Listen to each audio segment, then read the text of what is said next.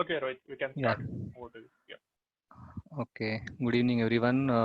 माझं नाव Rohit Sardesai. Thank you, BM, for giving this opportunity to present. So today's session is about introduction to a programming language called Golang. I have a few slides, but I intend to show more code examples so that you can get the real feel of it. A bit of history about Golang. It started in 2007 at Google, and there was this guy called Rob Pike who, along with a couple of programmers, wanted to do something with respect to creating a new language, where he found that C and Unix had become dominant, and there was a desire for a higher level construct like C++. And later on, it became the language of choice. And later, Java arose like as a clearer, stripped down version of C++. And by 1990s, Java really became the chosen language for enterprises as well as educational institutions as well. So uh, these languages were hard to use. They are subtle, intricate, and we often have to come up with a lot of design patterns to try to express our code in a better way. Like Java design patterns are there, and there was a guy called Norvig who said that patterns are somehow a demonstration of a weakness in a language. I'm not sure how many will agree, but this is one of a views of a person. But yet these languages were very successful, right? So the enterprise adoption was huge, and they were used for building large systems in production. So the pros of these languages were they are very strong, right? They are built by experts who have industry expertise, and they have worked on previous such products, and huge systems and huge companies are built on them, right? Java, J2E, and application servers are built on top of languages like Java, and they work well for large scale programming, like big programs, many programmers. So the cons where they are like hard to use if you want to write some code, right? In Java, maybe you have to write maybe hundreds of lines of code just to express it in a inheritance hierarchy. Compilers are slow, right? The Java binaries, if you have experienced, are huge. When you especially use a lot of dependencies in your application and you use Maven for downloading those, your binary size explodes, right? So these languages are at least 10 years old, and with recent advancements in like multi-core CPUs, right, and a lot of research happening in hardware improvements. Now we are able to have multi-core processors, but support was not there to utilize this course and do faster and easier programming. So these guys basically came up with this language. Ken Thompson, who was a creator of C Unix, Rob Pike also was a creator of Unix and UTF-8, and Robert Grasmer, who worked on Hotspot and JVM, and a few other engineers at Google. So these guys started out in 2007 and built this new language. They came up with the standard, and then they basically started this as a part-time project, not even a full-time project. And slowly, 2008, a lot of other people started shaping this into a reality from just being a prototype. And 2009, it became a public open source project. And 2010, it started having adoptions by programmers. Programmers started seeing value in this language, and later, very successful projects, open source projects, and enterprise projects were built on top of this language. So Go is a modern general purpose language. It is supposed to make life of programmers easier, and it's supposed to help programmers write scalable code, performant code, and it should be easy to compile, easy to fast to run, right? And there are some thoughts which I have put in from some people. uh, Debugging is twice as hard as writing the code in the first place, right? So if you write the code and you think like you are very clever and you're writing it like very neatly, you are by definition not smart enough to debug it, right? So this is one of the thought process. And Rob Pike, one of the programmers of Go, says that its purpose is to make its designers programming lives better. So whoever wants to write clean code, better code, faster code, um will love to use this language. So what you will see in Go, right? Go is a compiled language. It is not an interpreted language. It has garbage collection, and it is cross-platform supported. It is object oriented, and it is statically and stronger typed. It means that it gives you compiler time warnings and errors. If you cast the data types into targets which should not be typecasted into, and it has support for concurrency via Go routines, and it has something unique called channels, which we will cover, and it also has support for closures. What you will not see in Go is exception handling. So there is a reason for this. And exception handling, if you see in Java, there are different mechanisms to do try catch and finally blocks. That is not supported in Go. Inheritance is not supported explicitly. It is implicit. We will see that. And generics, which were very popular in Java, but there is an increasing demand from the Go community to support generics in some way. So this draft is in progress, and method overloading is not supported in Java. So who uses Go? So in open source, if you see very successful projects like Docker, Kubernetes, and NATS, Core DNS, Helm, Kops. These are very successful open source projects. They are into basically container orchestration and container management. NATS is basically a, PubSub kind of framework similar to Kafka, but it is very much lightweight and built in Go. Core DNS is another successful open source project which provides support for DNS discovery. Helm is a package manager for installing Kubernetes packages on a Kubernetes cluster. And Kops is also a deployment package. So enterprise giants, many big companies use already are using Golang in their enterprise products for building the services. And there is a index called Tiobe index, which shows the popularity of languages over the years. And as compared to June 2019, where Go was 15 in the list, in June 2020, it has rose up to position number 12. So yes, the popularity is increasing, the adoption is increasing, and it is definitely going to be a language of the future, where where you will want to write backend code, server code, system code, which has to run fast. So there is a website called tour.golang.org. Here, if you want to learn Golang and you want to learn the concepts, there are a series of tutorials that you can go through. So what my plan today is, instead of talking more of slides, I want to just show you some code. And basically, this is the outline of this tour. So it gives you a taste of what the language is. Basically, what are how are packages which similar to packages in Java are supported in Go. Uh, how do you declare variables, functions, and the flow control statements? How do they work? And more of different types like structs, which are similar to classes in Java, and slices and maps.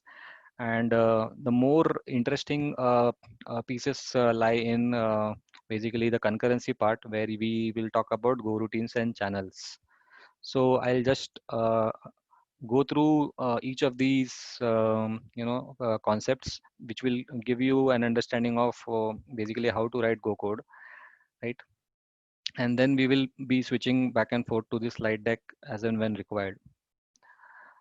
So if you see the like a hello world kind of program, right? So everything in Go can be arranged in packages, right? So similar to packages in Java, but here basically the packages can be placed, and you can have Go files, .go files placed under those packages. If you see, the first line says what is the name of the package, and then there are a set of third party or the Go libraries that you want to use in your program. So FMT is basically used for printing something to the console. And here we have used a random package from the math library of Golang to randomly generate a number and print it. So there is a main function, which is the starting point of your Go program. And basically this will print the favorite number is. So if I run this, it will show basically if I run it multiple times, it will just create that output and show it to you. So this is like a simplistic program.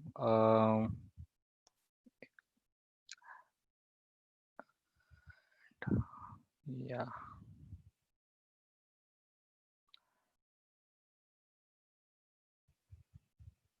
Mm,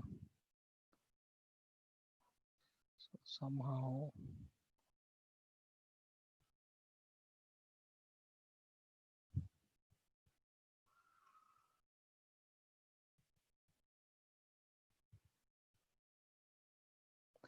I'm not able to navigate this view.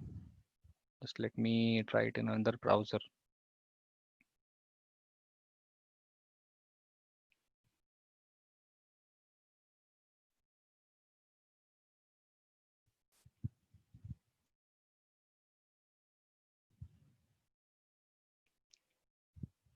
Yeah. So next we will see basically we saw packages, right? Then we saw imports. So if you want to basically import some library, you will do something like import, and you can have if you are importing multiple packages, you can have open and curly brackets, and then you can have different packages listed down here which you can import. Functions in Go are written like this. You have to type this keyword called func and the function name. And if you notice here, these are the arguments to the function. So x is an integer, y is an integer, and the return value is an integer. And it returns basically addition of x plus y. And the main function will call this function via add, and it will pass the values 42 and 13. And you get the output 55. So this is how you define functions in Go.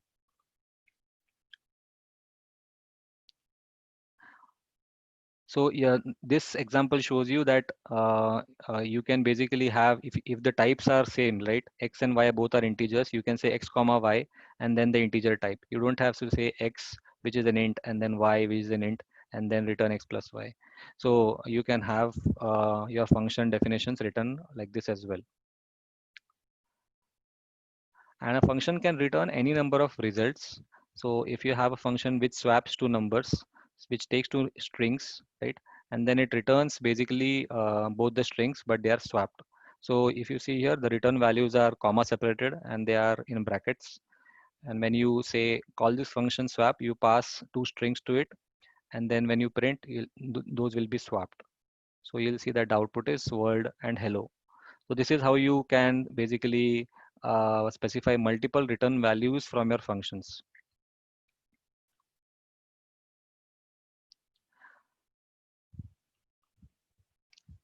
Yeah, so named return values. So the return values which you saw, right? We are specifically returning the values y and x. If you basically just want to have a return, right? This is called as a naked return. Okay. So this will just return the values, but you are not explicitly saying that return x comma y, but it will do the same thing.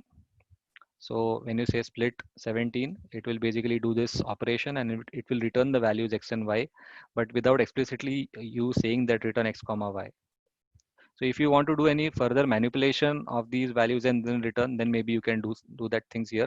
But for now, you just want to return these values, so you can just say return. This is called a naked return.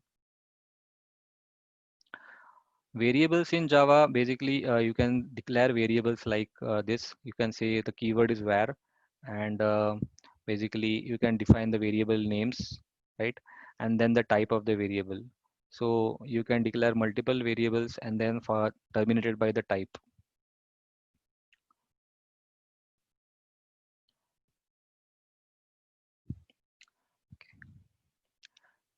Variables can be initialized as well. If you don't want the default values of those variables based on the types, you can say that the variables ing are integers and their values are 1 comma 2. So you say the when you print these variable values, they will be 1 and 2, and the others which are defined in the main function will be printed with these values, whatever you have specified here. Short variable declaration. So there is something called shorthand assignment. You can basically declare a variable, say k, and you can say colon equal to and then the value.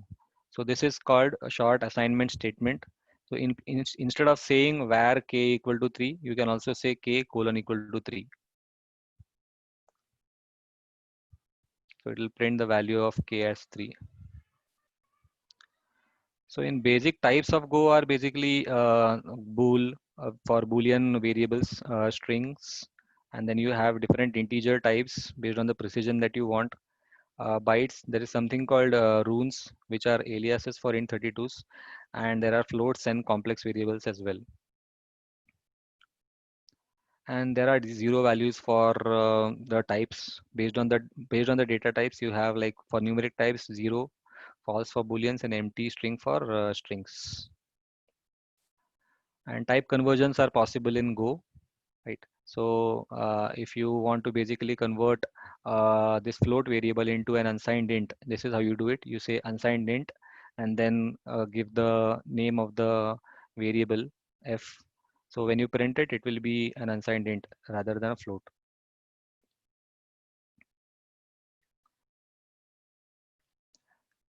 So type inference basically is possible in Go. So if you see here v colon equal to 42, it means that this is an integer, right? So if you run this, it will be of type int. Okay. So if we change this to something else like 3.142 and run, and it will say the type is float 64. So based on the type of the variable, the Go compiler or the Go runtime is able to determine the type of that variable, right?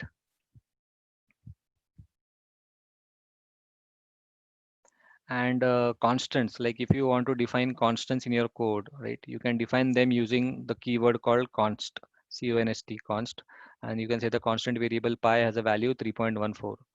So yeah, basically these can be any type.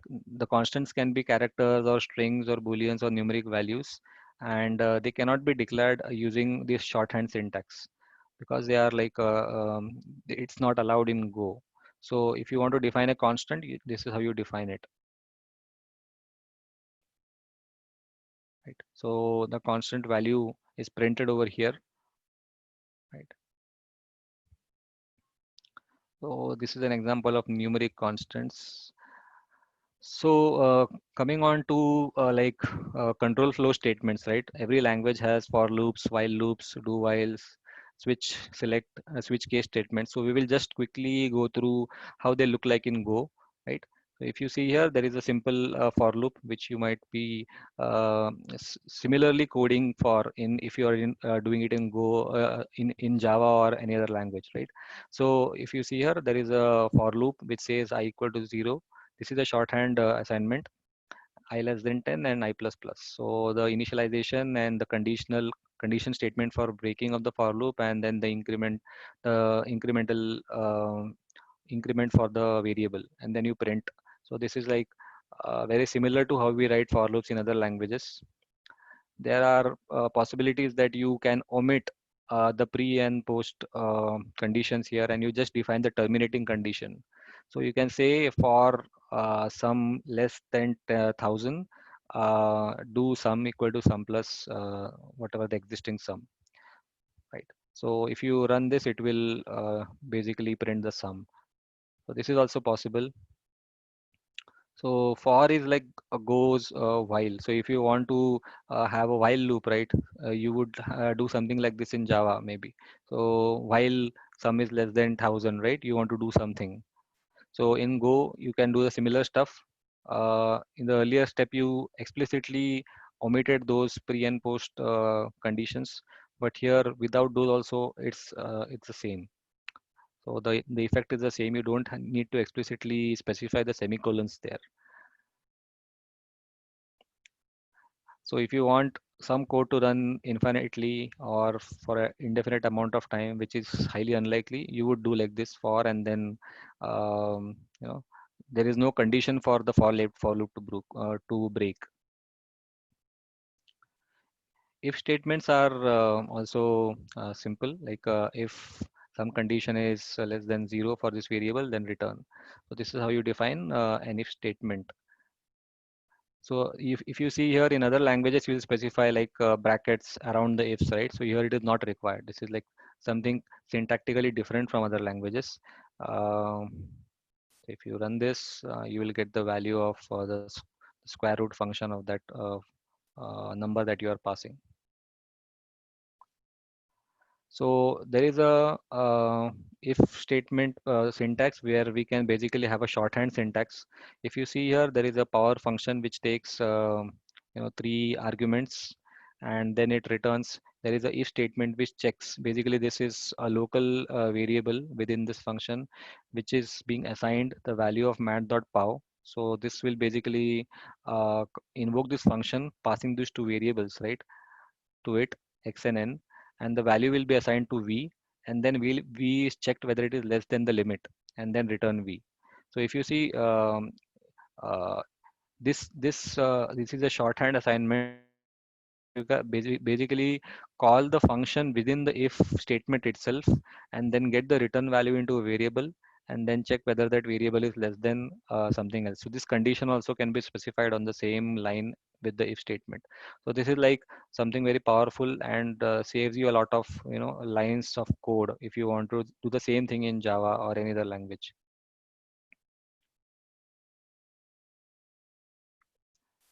So if else are similar, like if something or else something. So this is like similar to other languages.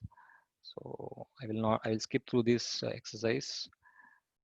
Switch statements basically are a shorter way. If you have a lot of if else statements in your code, right, and you might have come around something called cyclomatic complexity, which checks in your code how many if else statements you have, and if like more than maybe say 21, then it gives you a warning and tells you to refactor your code, right?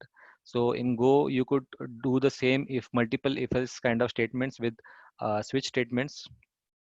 So switched basically is of the format like this, where you say switch, say for example, operating system equal to this, and then you switch basically on the operating system variable. So at runtime, it will identify what is the operating system you're running on, right? And then it will assign that value to the variable OS, right?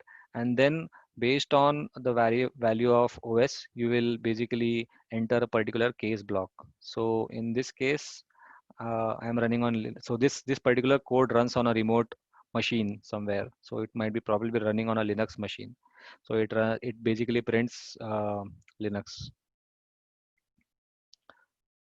So in if you are doing it like without this switch case, you would be writing like if OS equal to this, then this, else this, right? So that can be neatly written with this kind of syntax with switch cases.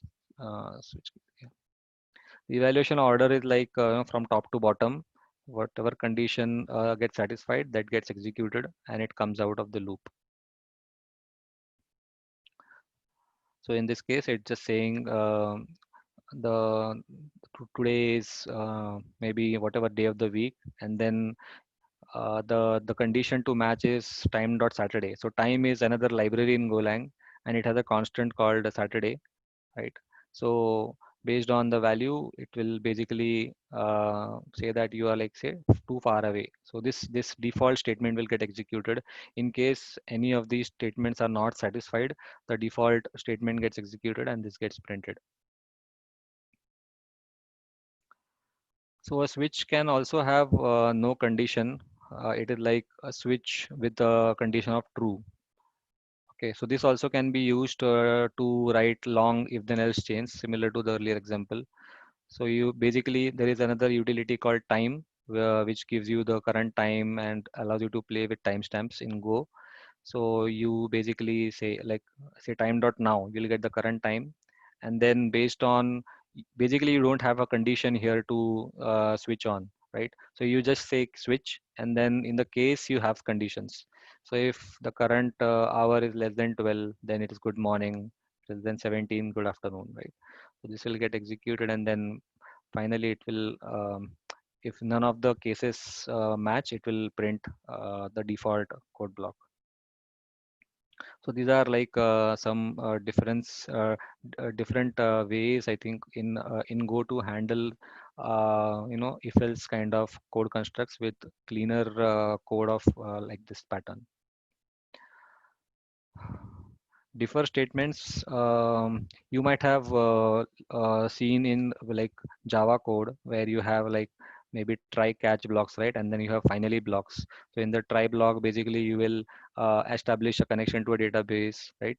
In the catch block, you will catch any exceptions that happened while connection or during processing of your code, right? And the finally block, you will basically release that connection, right? So in Go, you can do the same logic using differ statements. So differ means defer the execution of this code until the execution of that particular function is over. So if you see differing a println which prints world is done here, and after that there is a statement to print hello.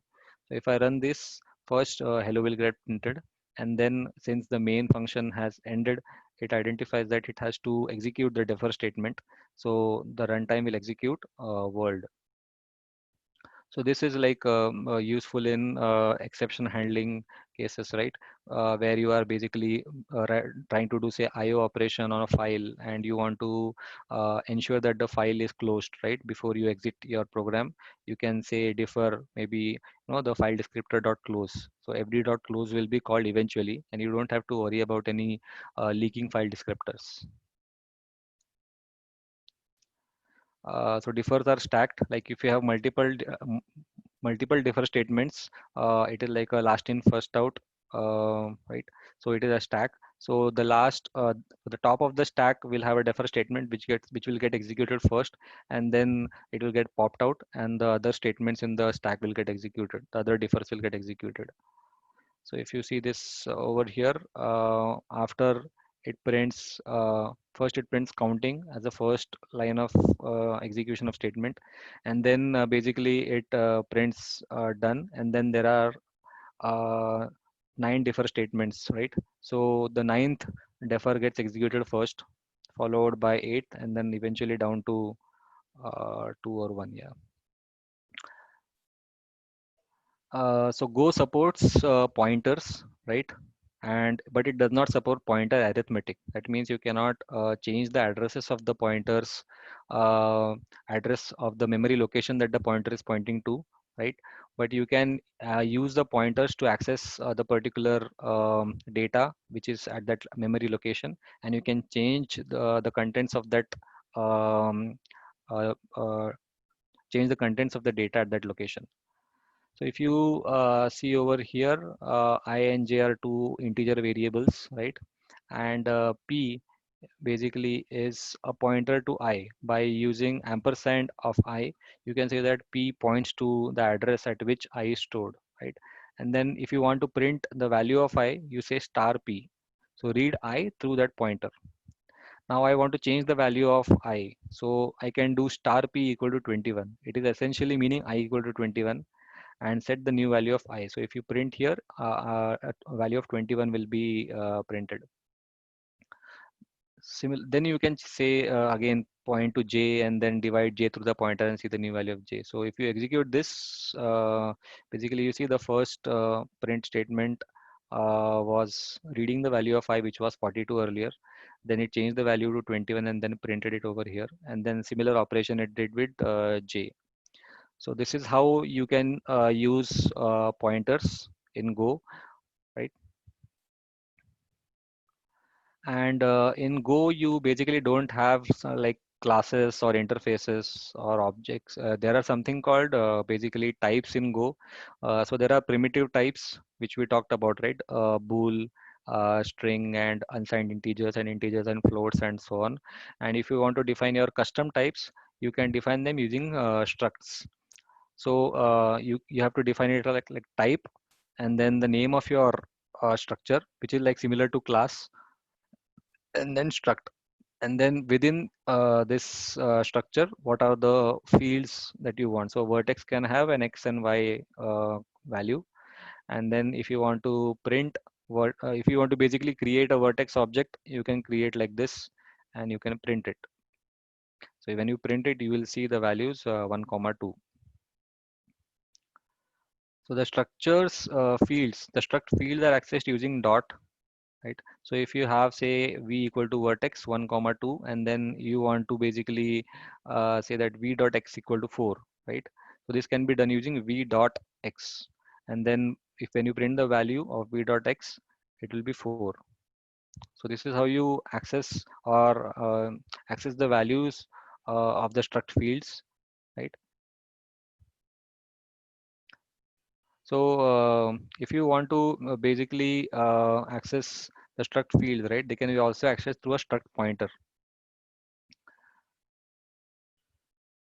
So something like v equal to vertex 1 comma 2, right? And then you have a pointer pointing to this vertex object, right? So you have say ampersand of v. So now this points to the address, memory address at which this vertex object resides. And then when you want to change the value of that vertex object's x coordinate, you say p dot x, and then when you print it, you will see the changed value. So earlier it was 1 2, but after this it was this new value, and then the original one is not changed. So this is how you can use pointers also to access the struct field and change the values. So there are different ways you can basically create these struct objects instances. So if you see, you can say v1 is equal to vertex 1 comma 2, right? So this is of type vertex. So this is a vertex struct which has two fields, and this instance is of type vertex, right? So you can also define like this: v2 is equal to vertex, and you can say the field x within that vertex object is 1, the value is 1, and you cannot, if you don't specify the value of y equal to 0 is implicit. This is another way of creating structs in Go. If you simply say vertex and you don't specify anything, the default values of those variables will be taken, right? And you can define a pointer to that struct by saying p equal to address of vertex and then pass the values. So p has type pointer to the vertex object. So when you run this program and see, you'll see that the values are printed over here. So this second value you see is a pointer. V1 was the simple vertex object 1 2. The pointer object is printed with an ampersand indicating the pointer object, and the other two are non-pointer structs instances. Arrays in Go can be defined like this, right? So you can define a variable a, and you can specify the length of the array and followed by the type of the array. And then you can say the first member of that variable is hello, the second variable is word, so it holds two strings, right? And then you can print them like a0 a1, and then you can basically also define an array like this with a shorthand assignment without the variable definition explicit here, and you can specify the size like 6 is as a size of the array, right?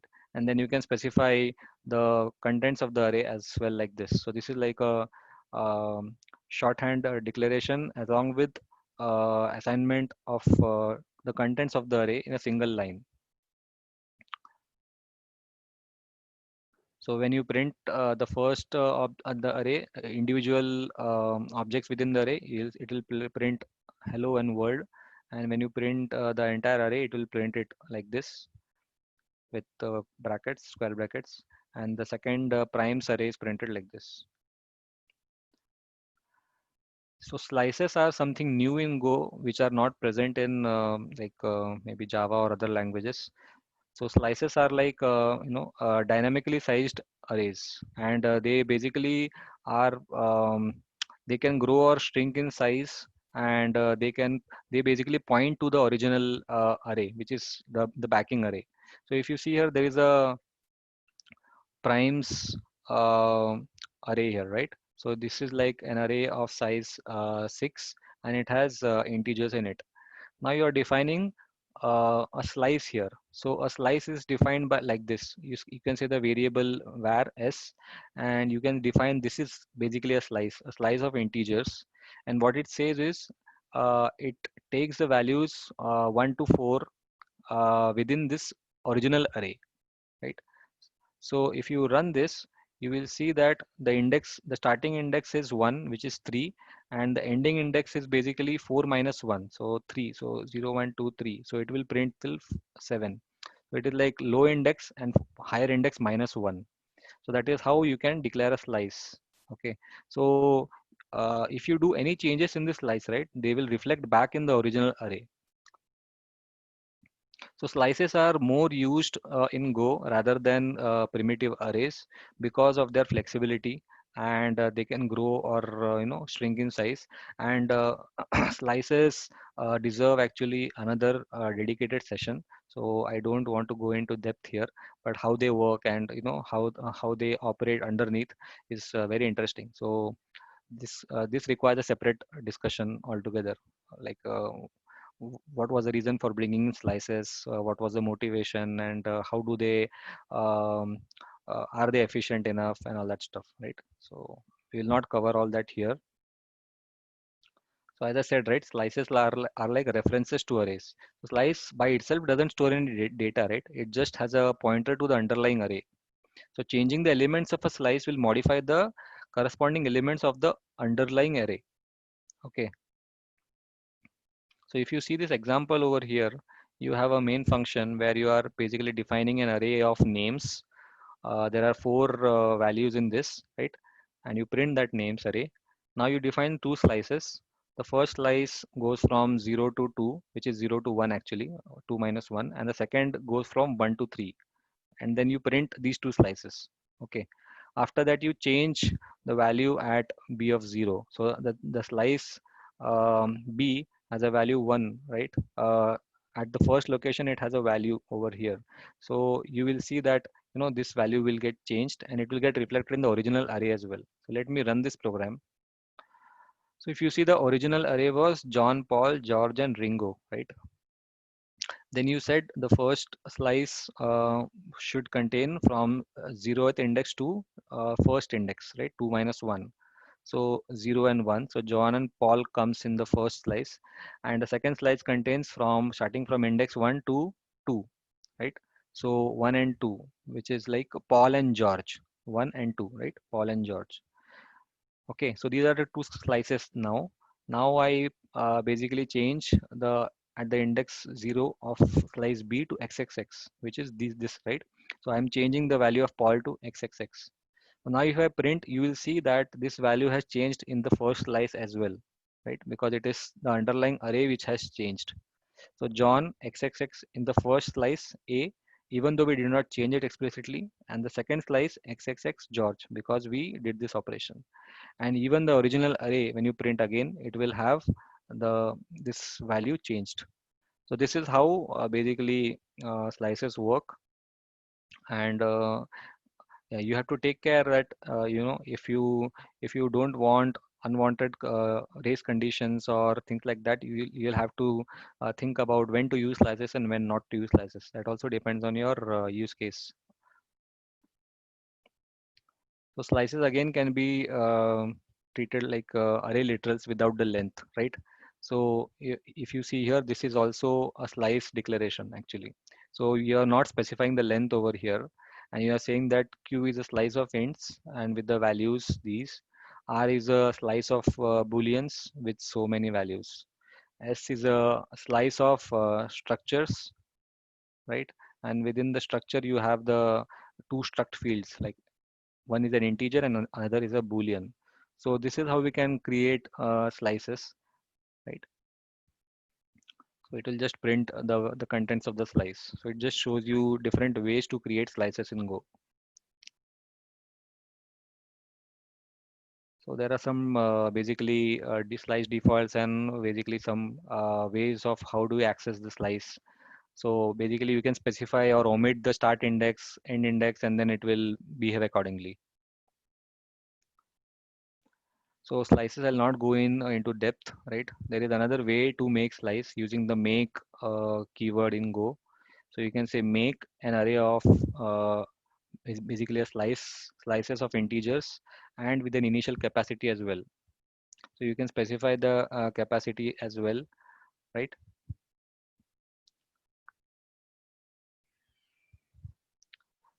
So you can have slices of slices as well, and then you can, if you want to append to a slice, right? If you want to add some data to your slice, you can say append. Okay. Uh, so if you want to basically range over slices or maps also, which we'll cover later. So range keyword is how you will basically iterate over a slice, right? So you can say for index and value. So the uh, first output is index, second output is variable. So when you do a range on it on this slice, you will get two outputs. One output will be the index of that slice, like 0, 1, 2, and the second will be the value, like 1, 2, 4, and all. And then you can do some operations on that. So this is like a formatting statement which says that you want to do basically 2 into percent %d. Percent %d is for integers. So 2 into percent %d equal to percent %d. So 2 into I equal to V value. So that's how it prints 2 into 0, 1, 2 into 1, 2, that way. So this is how you can range over uh, for loops. Using for loops and range, you can basically do an iteration over slices or arrays. So if you basically don't want the index, right? When you do a range, you can specify underscore, which means that you want to ignore the index values and you just want to consider the data. That is also possible while doing a range. Maps. So if you have worked with Java, there would be hash maps, right? Where you have a key value pair. The key basically is the unique key, and the value is the object that you want to store against the key. It's like a dictionary, right? Or a hash table. So in Go, you can basically also create maps. The way to do it is you define a variable m, which is a map, type is map, and the key is a string type, and the value in this case is a object or a structure called vertex. So if you see here, the type vertex has latitude, longitude, which are of type float 64s, and this main function basically makes a map, right? Creates a map, and in that map, it stores basically um these values. So for a string called Bell Labs, the value is vertex. So this is how you can basically add something to the map, like m of Bell Labs equal to vertex. So if you want to print the value of this guy, you can say m and Bell Labs. This is a very simplistic way. Of course, there are ways to iterate over the map and get the key and the values and do stuff. So again, these are like struct literals, but the keys are required here. So you can have a shorthand declaration like this, where m equal to map, and then you can basically create multiple objects, multiple key value pairs on the fly while you are creating this map itself. You can do stuff like this.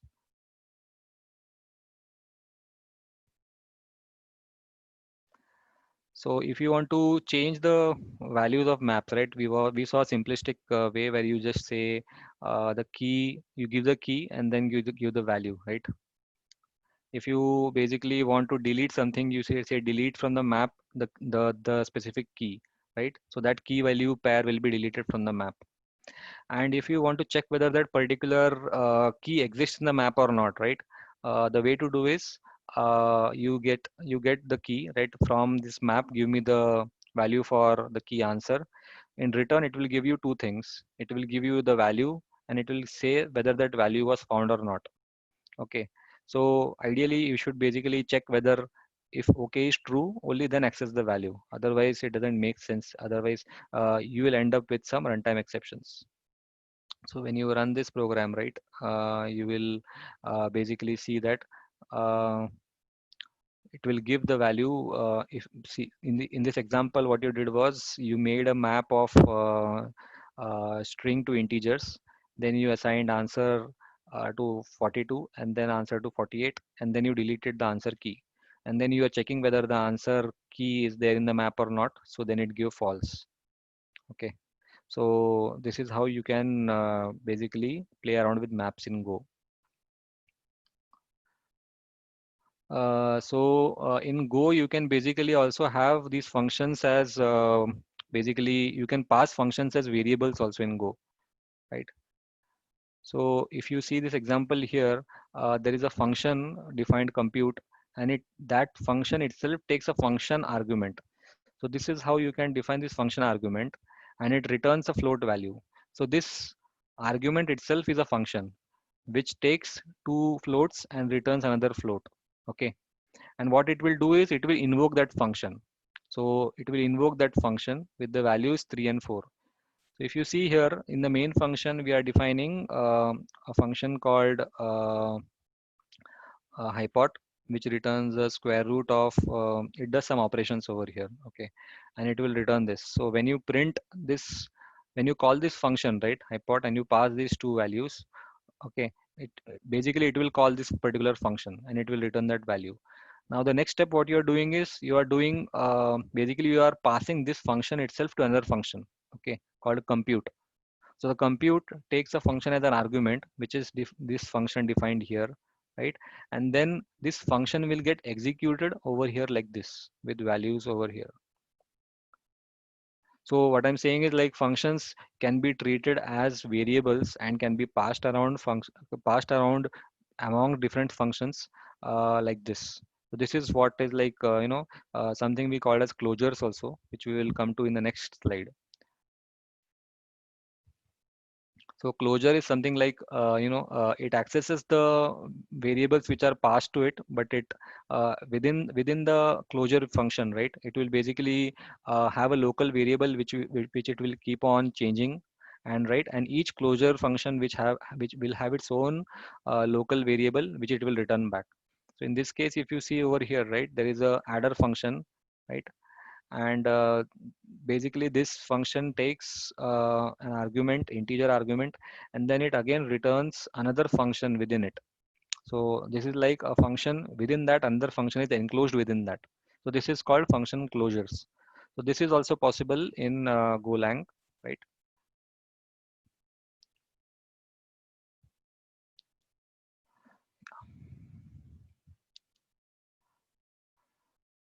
Okay. And then we move on to methods. So I'll quickly go on through this because I want to cover basically channels and go routines which are more important. So methods are like if you have structures, right? You can define methods on those structures like this. Like if you have a vertex object, you can say that a vertex has an absolute function. So this is how you define a method. So function did not have any associated structure or receiver with it, right? So this is a receiver argument in Go. So this receiver basically defines what is the function scope, on what type of instances or objects it is applicable to.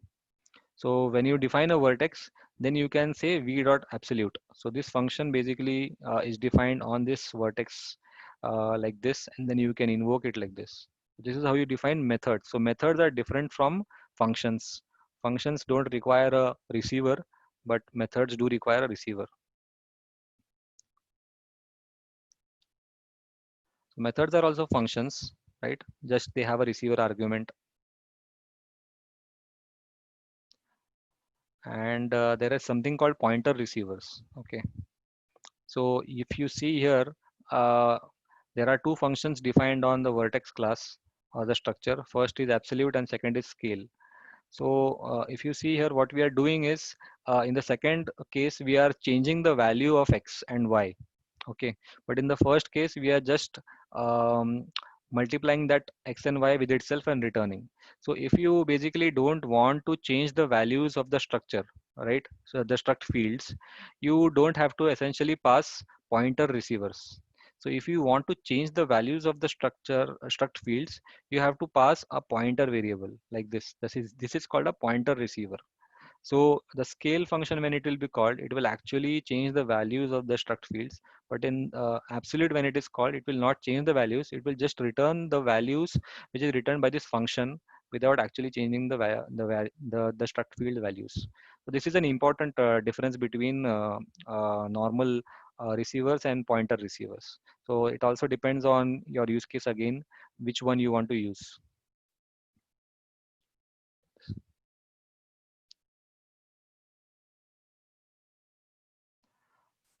Okay, I'll just skip through this.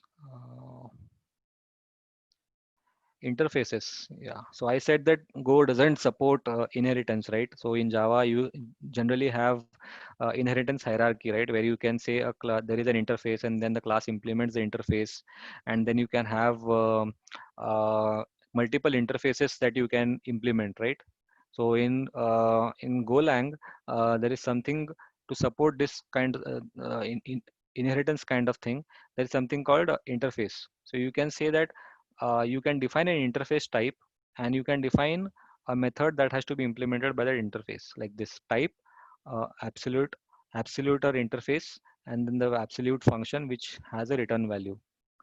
And if you want to implement this interface, right, you will have to basically define your types. So if you see here, float64 is a primitive type in Go, right? But you can define a variable of this type, and then you can define your methods on this type as well. So in Java, basically you can define types or methods basically, right? Or you can implement interface solely in classes, not on primitive types. But this is like something different. Here, a float type basically has been declared here, and the function on this my float has been defined. So if you want to define like my float as a new float where structure, right? You can define like this. So it is a float 64, but in addition to that, it supports the absolute method as well. Okay, which internally takes the float 64 value, and then returns that, the absolute value of that. So this is like how you define interfaces. So in case you want to, this was an example of a float, right? Now if you have this vertex structure, right, which has x and y that float as floats, and then you want to implement that particular interface called absolute, right? So you can define again a pointer receiver absolute function, and then you return the value. So ideally you should be implementing this signature that the interface specifies, and the pointer receiver can be yours. So if you see here, the float 64 is also implementing the interface, the vertex is also implementing the interface.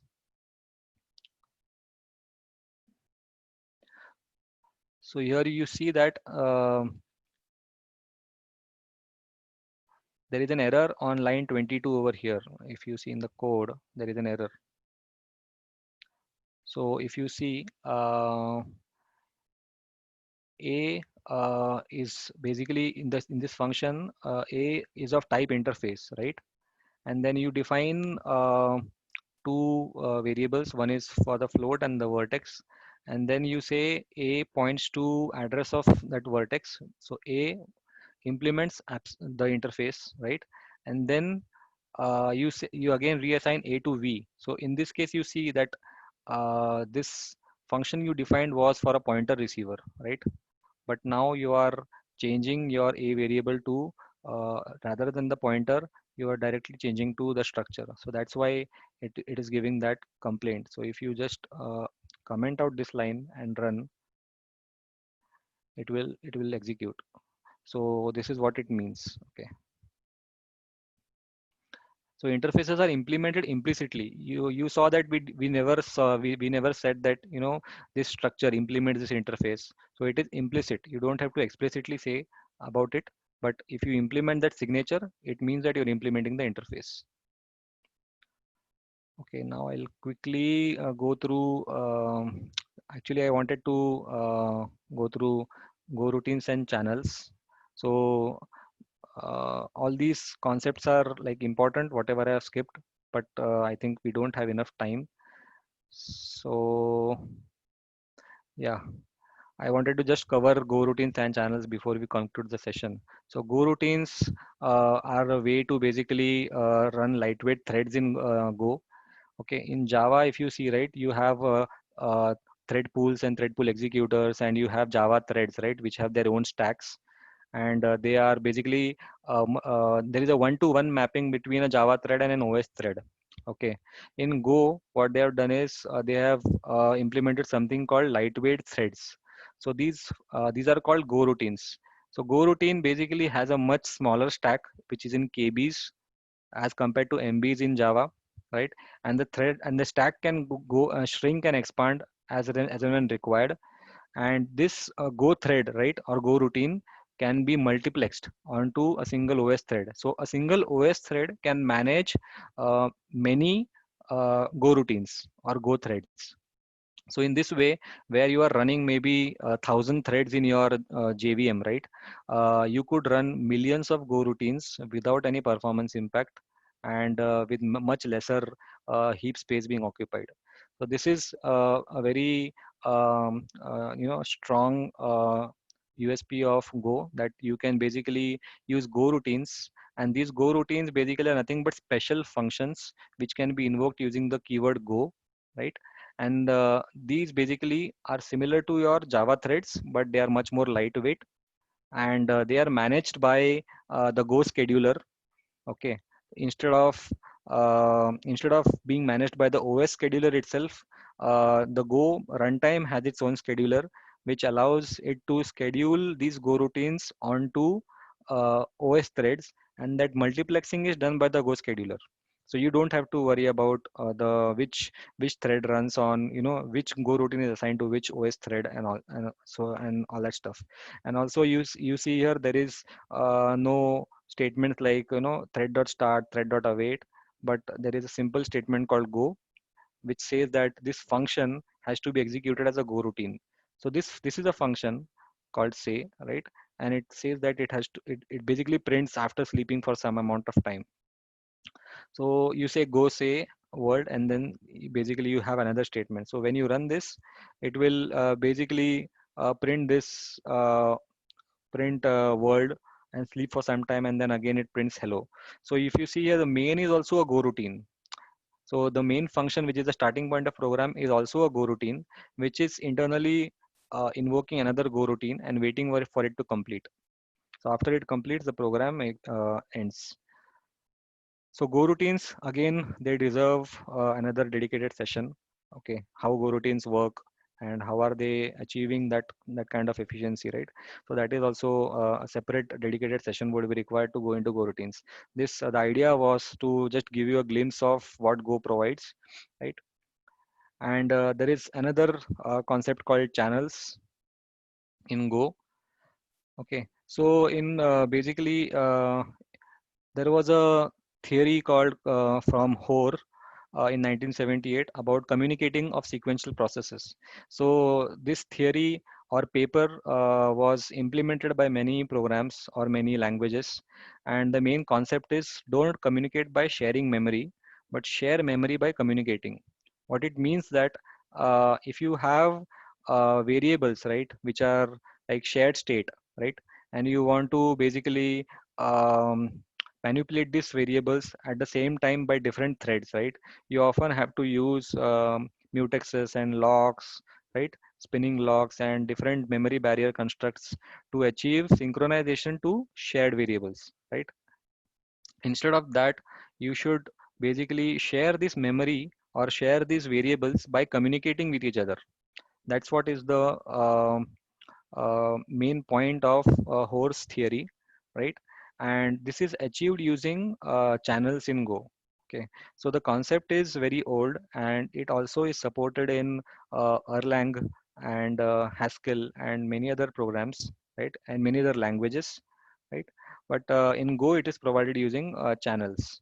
So channels is like, if you have two persons talking to each other and you want to have a communication between them, it is like of a pipe which connects the two persons, and they are allowed to talk to each other through that pipe. It is like similar to Unix pipes, right? So in Unix also you have pipes for doing communications, right? So it is similar to that. So channels basically are defined like this in Go. So you can define a channel, see, with a keyword called chan, and you can say that the channel is of type integer. So you define an array, a slice of integers over here, and then you basically create a channel of integers. So this is a channel which is not buffered. So I will come to buffered channels. So this is like it will hold only one value at a time, right? So then you create two go routines. The first go routine basically does the sum operation of the first three fields of that array, and the second go routine basically does the sum of the second half of the array. So this is like these two go routines will run concurrently, right?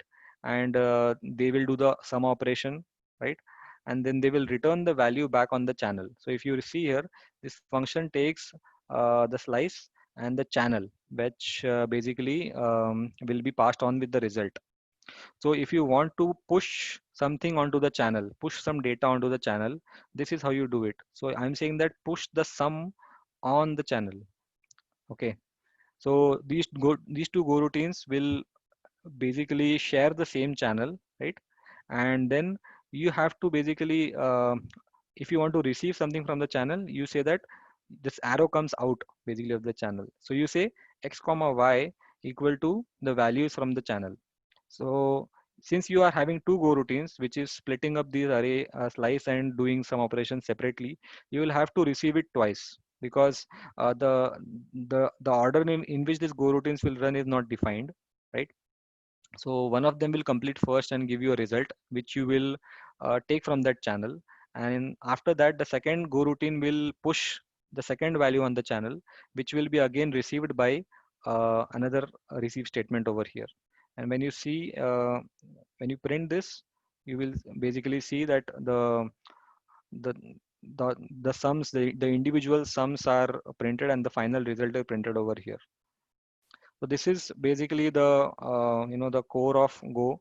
If you read any source code which is like open source projects, you will mostly find the code involving channels, Go routines, and interfaces and slices. So like this is like very important, like if you want to understand, and if you want to basically have construct where you are having shared memory, instead of that accessing the shared memory using sync mutex locks and all, right? It is better to use channels, which is like a blocking call. So if you see here, uh, if I push one value onto the channel, unless and until it is received by the other end, it will block the program. Okay. So it is like internally the channel has the sync and the mutex mechanism built into it, which is like, if you want to implement that, it will be more of error prone, right? So you don't have to worry about locking and all that stuff. You just have to make proper use of the channels. There are buffered channels as well. So in the earlier case, only one value could be passed at a time. But if you want multiple values, like a buffer of two with the capacity two, you can do it like this. So yeah, I think we are running out of time. So I had a few more things to cover, but probably instead of rushing through, we could do it in another session sometime, later. So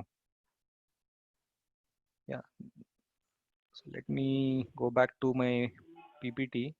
And apart from the channels and Go routines that we covered, right? If you want to do unit testing in Go, or you want to do benchmarking, there is a testing package, right? So if you have your tests written and you want to run the test, you can say Go test. And if you want to do a code coverage, like how much code is being covered by your tests, you can do Go test hyphen cover. If you want to have a HTML output, you can do that as well. Okay. And there is a concept of table driven tests, where you can define your test in a tabular manner.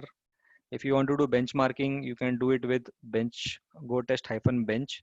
So typically if you are writing software which is run at scale, right, and you want to test maybe how much time it takes, or how much latency is required, or how much time it takes to do some operation at a large scale, benchmarking is a very good way to do that. And Jinko is a framework which is written for behavior-driven development style tests. So this is another very popular framework. So these are the testing packages available. if you want to basically do diagnostics, like if you want to profile your program, right? And you want to know which are the parts of your code taking more time to execute, right?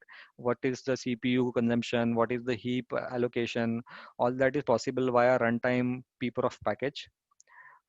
Tracing also is possible. If you want to trace how much latency is being incurred in your calls across calls, you can do that using tracing. Debugging is possible, and at runtime you can get a lot of stats like how many Go routines are running in your system at this point in time. That also is possible via the Go runtime package. So what did we not cover today? We did not cover a lot of things because 1 hour is not enough to cover many concepts in Go. So obviously we missed, as you saw, we skipped a lot of things, right? So we could cover that sometime later in some other sessions. Apart from that, if you are more interested in like how the Go scheduler works, how the Go routines are managed by the Go scheduler, that is what we did not cover.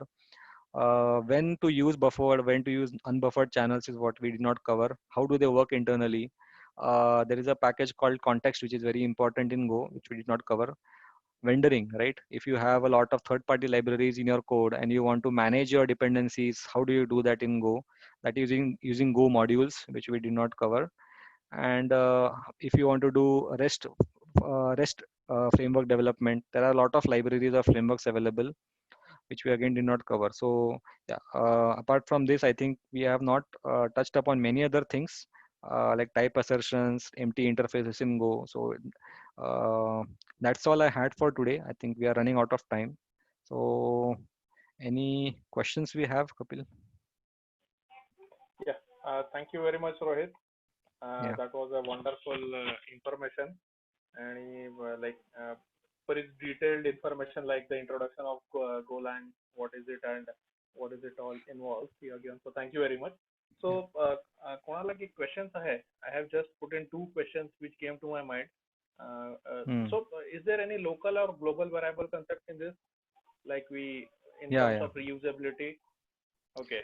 yeah, So same as in Java, which you yeah, yeah. have. So that Okay. depends on where in your package you are placing it. So similar to Java, we can do it. So it is similar. Okay. Yeah, Okay.